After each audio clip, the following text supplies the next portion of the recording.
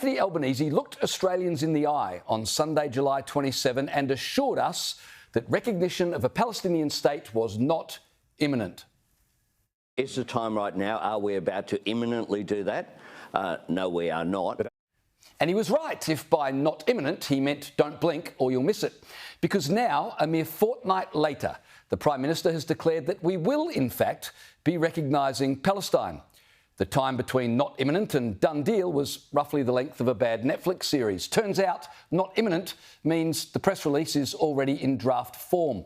Now, in normal human conversation, not imminent means you can go about your day without worrying. It means the cyclone is still far out to sea, the baby is months away from being born, the dentist appointment, well, it's not until October. But we now know when Albanese says not imminent, the cyclone is smashing your front windows, the baby's halfway out, and the dentist already has you in the chair while the nurse prizes your mouth open. The timing of yesterday's pledge to recognise Palestine had nothing to do with any sudden shift in Middle Eastern reality. Gaza hasn't suddenly transformed into Switzerland. The Palestinian Authority haven't called fresh elections. Hamas haven't melted away in a puff of peace processes. So what happened? Well, I think we all know, don't we?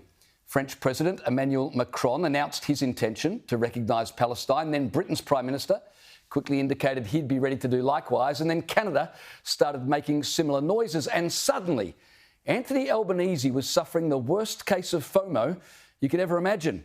Oh, and 90,000 people marched across the Sydney Harbour Bridge, which in modern politics apparently now counts as a binding referendum.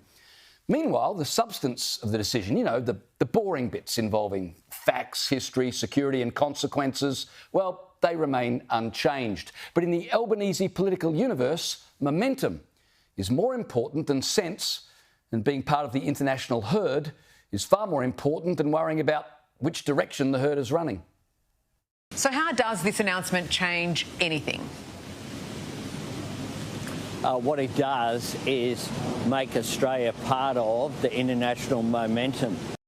And domestic political advantage is more important than the lives of Jewish hostages who have been strangely forgotten in the rush to don keffirs.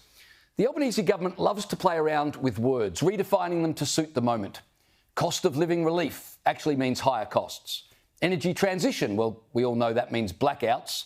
A gracious, humble request means you're morally inferior if you don't vote for the voice. And now we know not imminent means keep your iPhone charged because you'll get a push notification any moment now. It's not just sloppy communication, it's strategic.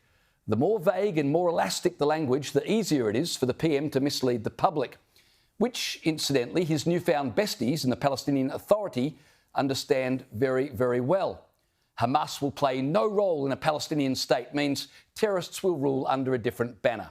Free and fair elections will be held in a Palestinian state means Palestinians will choose between political parties that differ only in the kind of missiles they wish to fire at Israel.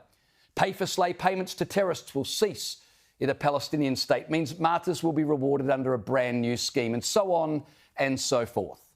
Palestinian Authority President Mahmoud Abbas is about as believable as Anthony Albanese, but not nearly as naive.